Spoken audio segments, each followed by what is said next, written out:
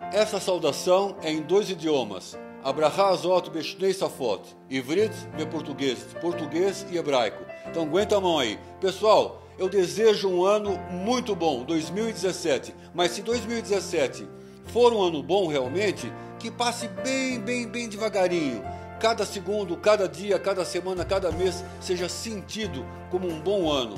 Mas se for um ano ruim, que passe tão rápido quanto esta saudação. Então, desejo para vocês todos, família, amigos, todo mundo, um feliz 2017. חברים ומשפחה, אני מאוד מקווה ש-2017 זה יהיה שנה טובה מאוד, שבאמת תהיה שנה טובה.